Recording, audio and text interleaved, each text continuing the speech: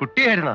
കുട്ടിയുടെ പാസ് ഞാൻ അല്ല, പാസ് ഞാൻ ഓഫീസിൽ എഴുതി വെച്ചിരിക്കായിരുന്നു. പിന്നെ കണ്ടതേ ഇല്ലല്ലോ. എവിടെയായിരുന്നു? എന്റെ കാല് പോയി. അയ്യോ, എന്റെ ജീവിതം തൊലഞ്ഞു. കരയല്ലേ, കരയല്ലേ. കുട്ടിക്കൊന്നും സംഭവിക്കില്ല. എന്ത് ചെലവ് വന്നാലും കാല് പരിപൂർണ സുഖം ആകുന്നവരെ ഞാൻ ചികിത്സിക്കും. കാല് പോയിട്ട് ജീവിക്കുന്നതിലും ഭേദം മരിക്കുന്നതാ.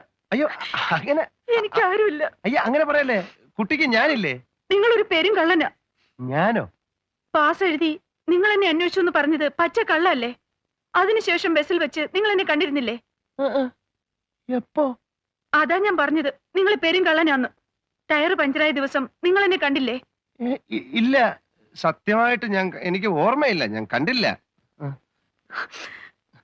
എന്റെ കാല് പോയി, എന്റെ ജീവിതം തൊലഞ്ഞു. കുട്ടി എന്നെ വിശ്വസിക്കൂ. കുട്ടി ചിലപ്പോ വിചാരിക്കും ഇയാളൊരു ബസ് ഓണർ ആണല്ലോ, ഇയാളൊരു ബൂർഷയാണല്ലോ, പാവങ്ങളോട് കരുണയില്ലാത്തവനാണല്ലോ എന്നൊക്കെ കുട്ടി ചിലപ്പോ വിചാരിക്കും. പക്ഷെ ഒരു സത്യം കുട്ടി മനസ്സിലാക്കണം. മരുഭൂമിയില് പൊള്ളുന്ന വെയിലത്ത് അറബികളുടെ ആട്ടും തുപ്പും ഏറ്റ് കല്ല് ചുമന്നിട്ടുള്ളവനാണ് ഞാൻ. കഷ്ടപ്പാട് എന്താണെന്ന് എനിക്ക് നന്നായിട്ടറിയാം. NRI അക്കൗണ്ടിൽ കുറച്ച് രൂപ ഉണ്ടായിരുന്നുകൊണ്ട് ഒരു ബസ് ഞാൻ വാങ്ങിച്ചു. അങ്ങനെ ഒരു തെറ്റേ ഞാൻ ചെയ്തിട്ടുള്ളൂ. കുട്ടി എനിക്ക് വേണ്ടി ഒരു ഒറ്റ ഉപകാരം ചെയ്യണം. പോലീസുകാർ വന്ന് ചോദിക്കുമ്പോ സാരി കുടുങ്ങി ബസ്സിൽ നിന്ന് വീണതാണെന്നൊന്ന് പറയണം. പറഞ്ഞു നോക്കൂ പ്ലീസ്, പറഞ്ഞു നോക്കൂ. ഇല്ലെങ്കിൽ എന്നെ പോലീസുകാർ പിടിക്കും. അവർ എന്നെ തല്ലി ചതയ്ക്കും. നിങ്ങളെ തല്ലി ചതച്ചാലേ എനിക്ക് കുറച്ചെങ്കിലും സുഖം കിട്ടും. അയ്യോ, അങ്ങനെ പറയരുത് കുട്ടി, അങ്ങനെ പറയരുത്.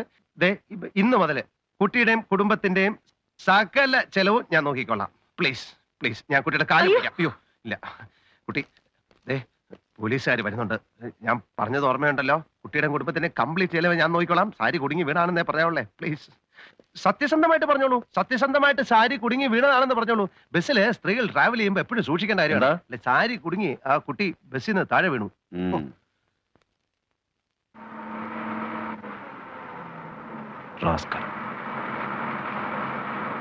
മനസ്സിൽ എത്ര ദേഷ്യം ഉണ്ടെങ്കിലും ചിരിച്ച മുഖത്തോടു കൂടി വേണം ഇപ്പോഴത്തെ തൊഴിലാളിയോട് സംസാരിക്കാൻ.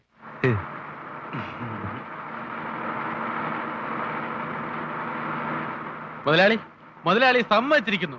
പോലീസ് കേസാവുമെന്നും കുറെ ദിവസത്തേക്ക് ബസ് ഓടിക്കാൻ പറ്റില്ലെന്ന് നോക്കിയാ ഞങ്ങൾ വിചാരിച്ചിരുന്നത്. മുതലാളി ഒരാളുടെ മെടുക്കൊണ്ട് ആ പ്രശ്നങ്ങൾ ഇങ്ങനെ തീർന്നത്. ഞങ്ങളുടെ മുതലാളി പൊന്നു പോലത്തെ മനുഷ്യനാ. ഞങ്ങൾ തൊഴിലാളികളൊക്കെ എന്ത് സ്നേഹം എന്നറിയോ. ആളുകൾക്ക് ടിക്കറ്റ് കൊടുക്കുക. ടിക്കറ്റ് കൊടുക്കുക വത്സ. എങ്ങോട്ടാ? 2 തൃപ്പാളൂര്.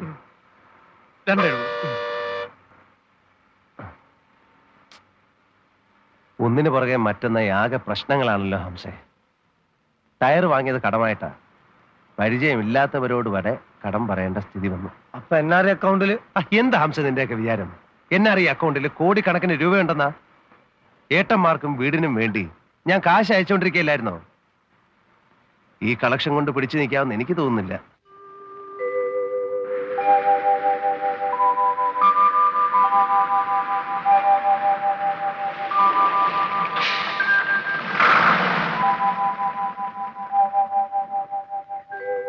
ആഹാ, ഉത്സവത്തിന്റെ പരിപാടികളൊക്കെ തുടങ്ങിയല്ലോ. പറയാൻ വിട്ടു. കമ്മിറ്റിക്കാർ വന്ന് സംഭാവന ചോദിച്ചിരുന്നു. ഞാൻ പറഞ്ഞു മുതലാളിയോട് ചോദിക്കാൻ. ഈ അവസ്ഥയിൽ എങ്ങനെ സംഭാവന കൊടുക്കും? പറഞ്ഞിട്ട് പോലല്ല, ഗംഭീര ഉത്സവ.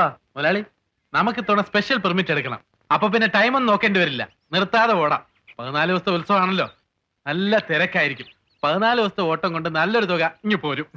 വിശ്രമമില്ലാതെ ഓടണമെങ്കിൽ സ്പെഷ്യൽ ബാറ്റ് തരണം. അത് പിന്നെ പ്രത്യേകിച്ച് പറയേണ്ട കാര്യമുണ്ടോ ചാത്തു കുടിച്ചേട്ടാ? മുതലാളി അറിഞ്ഞ് ചെയ്യൂലേ? ഇല്ലേ മുതലാളി?